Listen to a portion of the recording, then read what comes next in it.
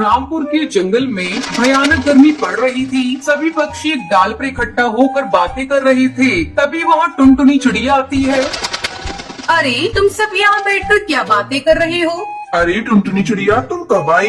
तुम तो इतनी पिद्दी हो कि किसी को दिखाई ही नहीं दे रही। ज्यादा मत बनो कालू कौवे, इतना घमंड करना ठीक नहीं। तू मेरे पिद्दी होने का मजाक उड़ाता है। रुक, मैं तुझे अभी बताती हूँ। इतना कहकर टुनटुनी चिड़िया कालू कौवे को मारने उसके पीछे पीछे भागने लगती है।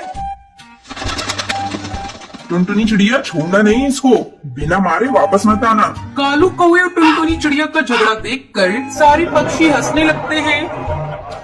गुस्से में कालू कौवा वहाँ से अपने घर आ जाता है और घर आकर गुस्से में कहता है, आज मेरे ऊपर सारे पक्षी हंस रहे थे। मैं इन सबको सबक सिखा कर रहूंगा। मैं इनके साथ वो करूंगा जो इन्होंने सपने में भी नहीं सोचा होगा। कालू कौवा सोचने लगता है कि ऐसा वो क्या करे जिससे पक्षी कभी भूले नहीं। वो टेबल पर पड़ी कैंची उठा लेता है और वहाँ से चल देता है। वो चुपचाप टुनटुनी चिड़िया के घर जाता है। उस समय टुनटुनी चिड़िया आराम से सो रही थी। चुपके से कालू कौवा टुनटुनी चिड़िया के पास जाता है और उसके पंख काट देता है। आज मजा आएगा। बड़ी चालाक बन रही थी, मुझसे पंगा लेने चली थी पिद्दी चिड़िया। अब मैंने इसको उड़ने के काबिल नहीं छोड़ा। कालू कौवा टुनटुनी चिड़िया के कटे हुए पंख को लेकर घर वापस आ जाता है और उसे छुपा देता है। अगले दिन जब टुनटुनी चिड़िया सोकर उठती है तो वो देखती है कि उसके पंख कटे हुए हैं। वो रोने लगती है। ये क्या, कल रात तो मेरे पंख सही सलामत थे। सोते समय किसी ने मेरे पंख को काट लिया। अब मैं क्या करूं? ऐसी हालत में उड़ भी नहीं सकती।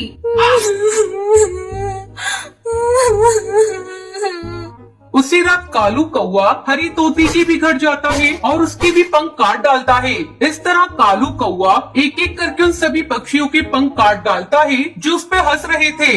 बड़े चले थे मेरी हंसी उड़ाने। इनका पंख काटकर मैंने इनकी सारी हेकड़ी निकाल दी। इनके कटे पंख देखकर मेरा कलेजा ठंडा हो गया। वहीं दूसरी तरफ पूरे जंगल में हड़कंप मच जाता है। अरे टूनी चिड़िया, तूने कुछ सुना? कल रात किसी ने पक्षियों के पंख काट डाले। हाँ बबली कबूतरी, ऐसी खबर तो मैंने भी सुनी है। ऐसा लगता है कोई इन पक्षियों से बदला ले रहा है। खैर छोड़ो, हमें इन पक्षियों की चलकर मदद करनी चाहिए। बेचारे बिना पंख के उड़ भी नहीं सकते। चलो चलकर इन पक्षियों के भोजन की व्यवस्था करते हैं।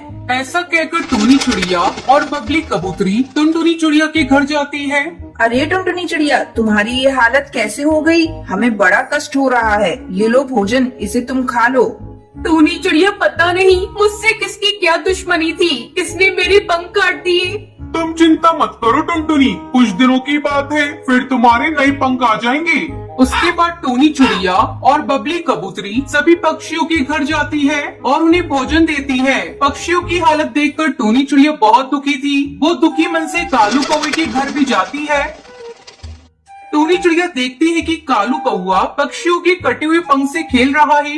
अरे ये क्या कालू कौवे, सभी पक्षियों के पंख तुम्हारे पास कैसे? इसका मतलब तुमने ही उन पक्षियों के पंख काटे हैं। ये तुमने बहुत बड़ा अपराध किया है, इसलिए अब तुझे सजा मिलेगी।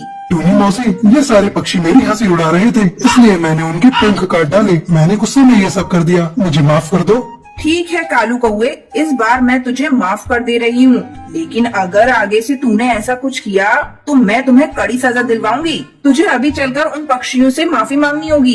टूनी चिड़िया उन सभी पक्षियों से कालू कौवे को माफी मांगने को कहती है। कालू कौवा सभी पक्षियों से माफी मांगता है। टूनी चिड़िया के कहने पर सारे जंगल के पक्षी उसे माफ कर देते हैं। धीरे धीरे उन सभी पक्षियों के पंख आ जाते हैं और फिर सभी खुशी खुशी